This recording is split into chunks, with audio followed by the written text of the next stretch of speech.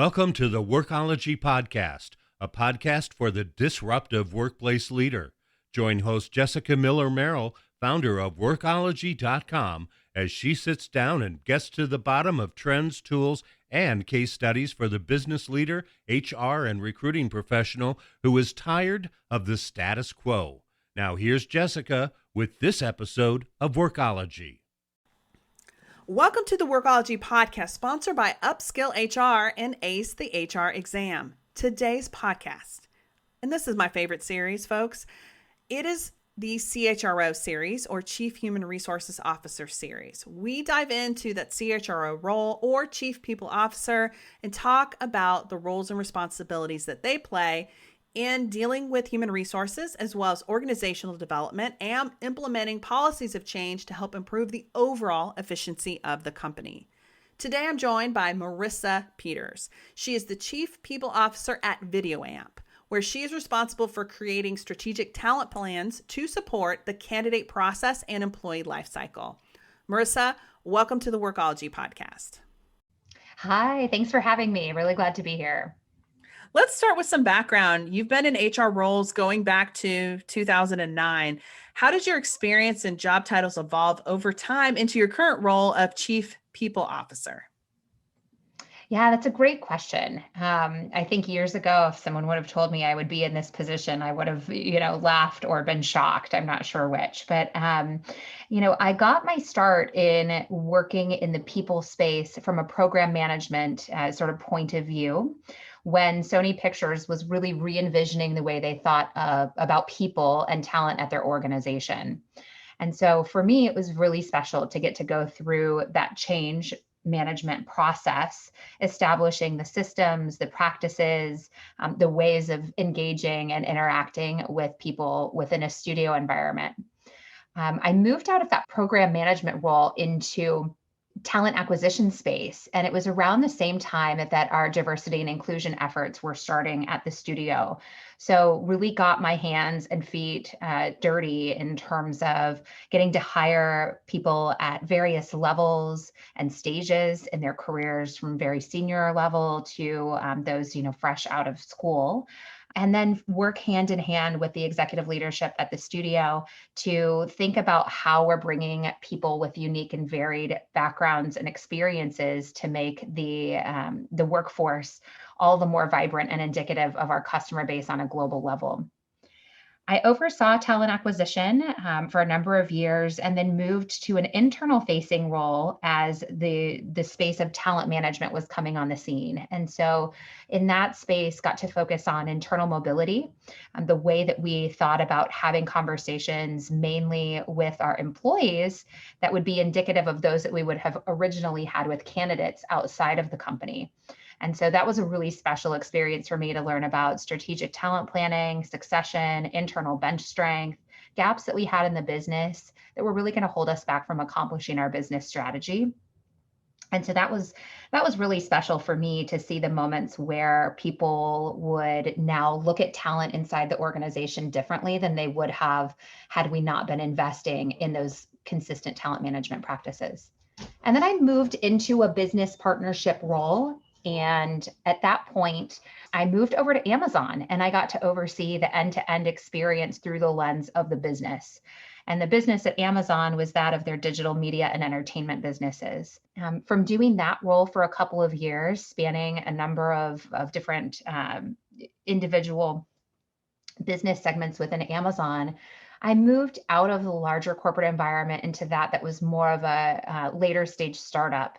So moved to an e-commerce business called Atom Tickets that was a digital movie and event ticketing business, and spent a couple of years there before then coming over to VideoAmp into the Chief People Officer role. So these last two opportunities have been ones where I've been able to learn a tremendous amount, but apply some of the best and next practices of larger organizations on a much shorter and condensed timeline, and then also at a more rapid pace than you might find some other organizations able to move and apply these types of practices and real changes that they're looking to see within their workforce. So how many employees? What's the company size of VideoAmp right now? Because you joined them in November of 2019. That's right. I joined in November of 2019, and we, at that point, were just over 200 employees, and seeing tremendous growth from a business standpoint.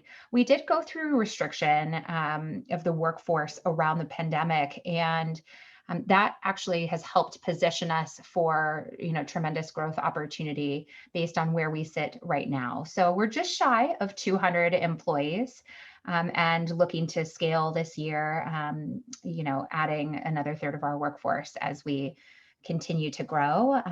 We'll be looking to add that by the summertime and then continue our growth trajectory thereafter.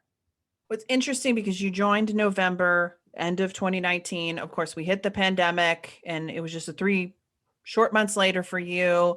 What was the experience for you as a new employee at the company, particularly in HR leadership? I feel like the relationships maybe weren't, they're new with executives and the employees, and you're rolling out a lot of new changes quickly. Everybody is in response to COVID-19. Yeah, that's right. And I'm incredibly grateful that I had those early months in person, in a pre-COVID world to be able to learn. I think we can learn so much faster in different environments, certainly in person.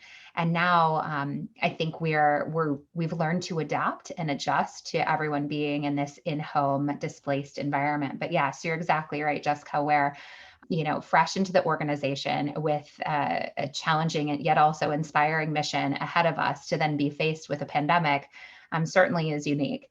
The other piece that was unique for me is I also joined the organization 7 months pregnant and welcoming our third child. And so I also was, fresh out of welcoming that new life to our family and jumped back into the organization, as many people did, regardless of personal circumstances, to really help support the crisis and how we were managing our response to ensure that our workforce was safe, that we were productive, that we were holding true to the things that matter most to our culture and our success, but really adapting and shifting that to a virtual or in-home nationwide experience for people. So it was absolutely unique to go through, reduction in force, to go through changing our comp model, where we, shifted from, what was known, implemented pay cuts, et cetera, like many organizations. And thankfully, we're able to offset that with some additional instantly vested equity for employees at that time. But it was a real emphasis on making sure we were actively listening to people and adjusting our plans and addressing their needs as near to real time as we possibly could. What does recovery or return to some semblance of normalcy look like for you guys? I mean, obviously things are changing and moving very quickly, but is everybody staying remote? Like where are you guys at in terms of when things start to open up in the future?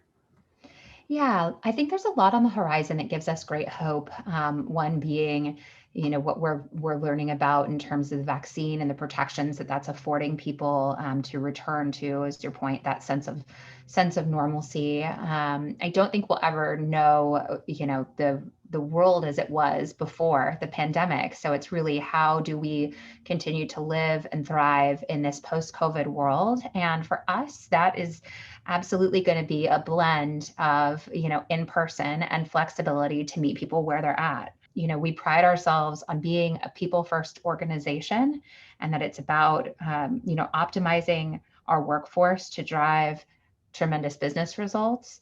And within that, we understand that it isn't one size fits all for each employee, for each person at the stage of life, the stage of their career, and also the stage of where they're at in bonding with the pandemic and the experience that they have had through the pandemic. And so we're thinking about ways that, as some choose to return in person, that we continue to keep a level playing field so that there isn't an in versus out group, that your productivity, your impact is not jeopardized if you elect to not be in person, as we sort of wean ourselves back into an in-person work environment. But we will see a blend. We aren't making the choice to say we're staying in a virtual environment forever, or we're going to only, allow people that will work in our office space, as far as what we expect of people coming to the organization. So we're looking to capitalize on the silver linings of the pandemic to really drive toward a mission that existed long before, which was, how do we really challenge and realize the most optimal workplace experience for our people and those that they spend their time with outside of their normal work hours, to help them live holistic, full lives that make them proud, and also see that the company was an integral part of that time of life for them. What skill? I guess I'm going to go ahead and shift directions, because I feel like I feel like we can talk about this for, I don't know, forever. It's something we're all thinking about, and things are changing so quickly. But I want to shift directions just for a second and talk about skills and experiences. And you have a lot of experience at large companies, very large companies, working in talent management, human resources, talent acquisition, and then you have switched gears and now you're working in a smaller, kind of more startup-y situation. But I'd love to hear from you, with that vast experience, what you think are requirements, like it's skills and experience wise, for someone who's going into a position like yours as the CHRO. It's a great question. I think fundamentally, I don't believe there's sort of one size fits all for the optimal CHRO or chief people officer. And I do think at the core, regardless of what business you might work in, that being innately curious and passionate about what the business is and does, the problem that it solves for customers, needs to be at the forefront. So I think that business sophistication, business acumen, that hunger to deeply understand the strategy is critical as a starting point. Next, I would say, is what data are you using and what data are you not using that you need to seek out, that will help inform the ways that you most strategically impact the people and culture, and by therefore the business success and results that you're responsible for enabling. And so I think that comes in a number of ways. One is just understanding the financial model and the fundamentals of the business. The other is setting up infrastructure that allows data about your people to come to the forefront. And that's a blend of active listening, through whether it's through focus groups, through one-on-ones, through probing and understanding, or it's through hard data in the form of metrics and analytics that move beyond the fundamentals of attrition and tenure and composition by level, but really into the DNA of the organization, of how are we seeing people move and progress throughout their career based on certain levels and types of skills. How are we viewing diversity, equity, and inclusion through the lens of the makeup of our workforce, and then the experiences that people may have in different ways based on the systems we set up. So we touched a little bit on listening. Lastly, I would say, is an immense amount of creativity. I think, part of what I enjoy most about this work is that if I'm doing my job well, I'm using my knowledge and my instinct to play in the gray. And often I think the HR space can get stuck in what is black and white, what might be sometimes compliance oriented, or sometimes can be perceived as policing and enforcing certain rules of the workplace, which are certainly important. But I believe the creativity should be more important about what problems are we trying to solve for the business? How do we help to draw our leaders and individuals to the organization, to our function, and that we help them solve the problems they're faced with in a way that's different and ideally more optimal than if they'd gone about it on their own. So for me, really, it's those three pieces, business acumen, deep fundamental understanding and requirement of data-driven decision-making, actively listening and being creative about what you're bringing in terms of the solutions that you help enable for the organization that you're at. Perfect. Every HR person that's listening right now, this is your list of personal development and things that you should be focusing on for yourself as you move throughout your career. And that either is finding resources and training programs or career development internally in the organization, or going outside your organization and learning more about these areas. I also agree with you. Like, this is the future of a chief human resources officer, and how they can support their organization is having these 3 areas like dialed in. Yeah, it's something that I think if someone would have told me in the beginning, these are the 3 things to go after, I don't know if it would have made even as much sense to me, but these are absolutely, like, on a daily basis, they take different shape and form, but it's what I draw upon most regularly. Let's take a reset. This is Jessica Miller Merrill, and you are listening to the Workology Podcast. We're talking about the role of the CHRO with Marisa Peters. This is part of our CHRO series on the Workology Podcast, and it is sponsored by Upskill HR and ACE the HR exam. Let's take a reset. This is Jessica Miller Merrill, and you are listening to the Workology Podcast. And we are continuing our conversation with Marisa Peters about the roles and responsibilities of the CHRO role. This is part of our CHRO series on the Workology Podcast, and it is sponsored by Upskill HR and ACE the HR exam. Personal and professional development is essential for successful HR leaders. Join Upskill HR to access live training, community, and over 100 on-demand courses for the dynamic leader. HR Research credits available. Visit upskillhr.com for more. I want to switch gears again and go back to the company and talk about what you guys are doing at the organization in terms of career growth and development for your employees. Sure. So we've spent a tremendous amount of time investing in what we believe to be best for the individual first. And by getting that right, we believe that the business also wins as a result. Sometimes I think organizations go after it in the flip. What can we gain versus what can the person gain? And so for us, this has taken form in what we think about as performance development. Rather than top-down management or something that is forced upon people, this is that opportunity to grow and develop and have a sense of understanding where you are today, not only through your own self-reflection, but through the eyes of your direct leader. So at our company, we call it Project Accelerate, really about accelerating the growth, not only of the business, but also of our people. And so it's broken down into 4 main parts. First is the reflection, and we call it a stay reflection, where we ask individuals to take some time, make some space to look back at their most proud accomplishments, to think about what their leader could do to better support them in their role today. That if they had unlimited resources, what would help them accomplish even more in the role that they have? And what are those opportunities where they wish they could, have done better, where they could learn, grow, lean in, maybe stretch beyond their comfort zone? And so by doing a self-reflection, we're able to capture their thoughts, of course, documented in one centralized system. And then we ask their direct leader or their manager to do the same thing about the individual.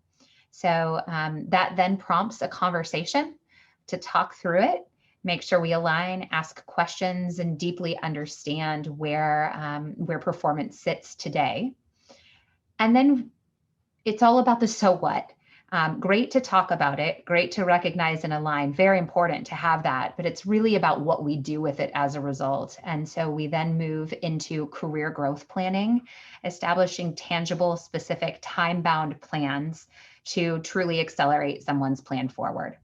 That may include things like on-the-job experiences where the leader is able to bring those growth opportunities to the daily responsibilities for the person. It may include increased exposure and visibility to other stakeholders within the business, aligning a mentor, connecting with an outside, group, serving as a subject matter expert, whether internally or externally. And then lastly, around the educational experiences. If someone's looking to develop deeper technical acumen for their domain, for example, what would that look like? Is there a particular certification, class, leadership development, management 101 if you're a first-time leader, so on and so forth. And those are captured in the form of those plans. And then the fourth component is, how do we link our rewards and recognition signals to the behaviors and results that people are driving day in and day out? So that comes in the form of a compensation review, but it ladders into our performance-driven culture, all under this umbrella of Project Accelerate. And our intention is that it works like a flywheel. We do this more formally twice a year. It's a semi-annual cycle. However, this framework is used to create near-term, even more spontaneous interactions, not just between a leader and their direct report, but both in the peer cohort as well, to further a culture where people share perspective and input real time, so that we all can lift and rise in our careers together versus some other similarly competitive environments, but where it can be about, rising to the detriment of those that are around you. This is really more, how do we help collectively, the organization and each other, rise to our greatest potential, and the belief that there's enough to go around for everyone, versus forcing, a certain distribution where only a select few have that opportunity to rise and grow. I love this transparency. I think this is so key, and you're tying that to business outcomes, but you're also giving people the space to be able to really think about what they want, and then have conversations, not just with their direct manager, but other people within the organization. That's awesome. I wanted to also ask, on the kind of vein of transparency around maybe program data, of how this transparency has positively impacted your employees and teams. How has it helped the business? So transparency is fundamental for us. If we as a business exist because we believe everyone in the world should have access to the data and information that informs their business outcomes, their daily behaviors as customers, how could we not be transparent with our employees in the same fashion? So we run a semi-annual survey that we call our People, Culture, and Climate Survey. And my team administers that. And as we look at the results of that information, we share quite openly where we stand, not only from an employee engagement perspective, but also from the perspective of being quite open about the places that we still have more work to do. We have more work to do in the way that we're creating a culture where people feel they can belong and really be themselves. We are working on improving the time that we spend together, the frequency of meetings, the effectiveness of our meetings, the way that we're helping people speak up and share their voice. And so while people may know experientially where that sits, there's power in knowing where the collective organization responded, and helping people see, were they an outlier in terms of their perspective, or was this, resounding in terms of something that we heard across all functions, departments, and more broadly across the organization. So it's really important to us that the data we hear from our workforce is shared back. The same in terms of, I touched briefly upon a compensation review. We want people to understand how they're being paid, the signals that our compensation and our investments are sending to them in terms of motivating continual high performance, or course correcting when performance isn't exactly as we would hope.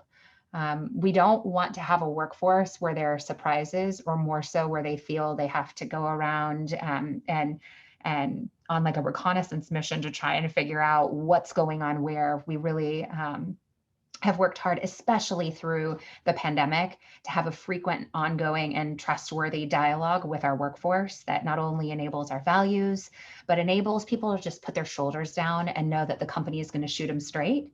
They don't have to go on a hunt for it. They can count on and rely upon us for that. I wanted to talk to you, Marisa, about awards for best places to work. Now, VideoAmp has been recognized by Ad Age as a best place to work, and they ranked number 10. And also, Built in LA listed them as number 1 in 2021.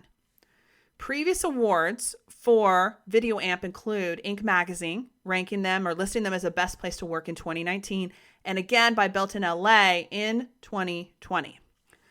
You also worked at another company, Atom Tickets, at the position or at the role of head of people and culture, and they had other best place to work awards. So I feel like you have some experience in this area. How do you see these awards as far as their impact on employer brand, culture, retention, and so on? I should start first by saying, the recognition that both VideoAmp has received, and certainly, Atom Tickets as well, is as a result of not going after the awards, but going after the culture and the experience, the benefits and perks that we afford each of our employees. So it's about getting that right and motivating toward what's mattered most for each of these organizations. And they've been different at each company. What I think is important and what has earned the noteworthy recognition, the award recognition, is that through the lens of our employees and then through the other organizations that would be considered in our peer cohort, it's recognized as being leading. It's recognized as making a real difference for them in a way that is distinctive. And so in particular, I'll focus on, being ranked number 10 of all of Ad Age. And then the same in terms of coming in that number 1 spot for Built in LA this year, which we're tremendously humbled and honored to receive, is that this is really about celebrating our employees. They needed to respond, in particular in Ad Age, our employees all responded to a survey about the experience that they have. So it's an unvarnished, anonymous way for our employees to speak about how the company helps to serve them. And that's what landed us that position. So I view this as a way to recognize our workplace internally. We have, celebration for it, but it's not just about celebrating my team or the company. It's about celebrating each and every person that makes up the fabric of our culture and the experience we have. External facing, I do believe it's really important to send that message to people who are thinking about the next best destination in their career. And so if we can be leading in that space, number 1, it helps give a sense of what that true authentic experience is that they could expect when they're, part of the organization. The other is to really shape and influence what the workplace or employee experience looks like as a means to hopefully inspire and set the new status quo for other organizations. So my hope is that what is noteworthy for our company today becomes the norm across others, and that we continue to evolve and push the limits in terms of how organizations truly can help the people. That our intention is that the value that's exchanged is exponentially greater for the employees, taking that value away from the company versus what the company gets to gain and the value that it gains from the people being there. So our hope is that is the case, that we're giving back more than we're gaining. And I think these awards, they're one signal and one sign that we're moving closer toward that end mission and goal that we have. Well, Marisa, thank you so much for taking the time to talk with us on this podcast. Where can people go to learn more about you and then the work that you're doing at VideoAmp? Sure. So LinkedIn is always a great destination. I'll post different articles or different happenings at the company on my own page. You can certainly follow VideoAmp and our experiences there, as well as dig into our blog that focuses on our culture, recognizes our employees. We're also transparently sharing our journey about our people strategy and insights and analytics function. And so I would encourage you to follow along with Min Park on my team in terms of the work that she's doing there, as well as Karina Chucky and the work that she's doing around employee experience. So we're sharing about, our the times that we stumble and the times that we win, quite transparently for the organization, and would just welcome anyone reach out, ask questions. Feel free to shoot me a note on LinkedIn. Happy to be a part of others' journey if there's ever, an opportunity to share or connect more so. So thank you for having me. It's really been a pleasure to connect, and look forward to learning more about this community in the future. I love the transparency. I love the willingness to be open and share experiences, the good as well as the bad. So thanks again. My pleasure. Thanks for having me. Are you loving the Workology podcast? Our Workology community reaches over 600,000 HR leaders every single month. Want to be a sponsor? Reach out to us at workology.com/advertising. There have been so many changes in the last decade, heck, the last 12 months. But as HR leaders, we've never lost our focus on our people. HR teams are now being formed around an executive level role, like the CHRO or Chief People Officer, who are more connected to the strategy and operations of the overall business. This means that in this leadership position, this person has a larger role in the organization's culture building, change management, and technology selection. I appreciate Marisa taking the time to share with us her experience today. Thank you for joining the Workology podcast, sponsored by Upskill HR and ACE the HR exam. This interview on CHROs is part of our CHRO series on Workology. For those of you who are unfamiliar, the Workology podcast is the podcast for the disruptive workplace leader who's tired of the status quo. I'm Jessica Miller Merrill. Until next time, visit workology.com to listen to all our previous Workology podcast episodes.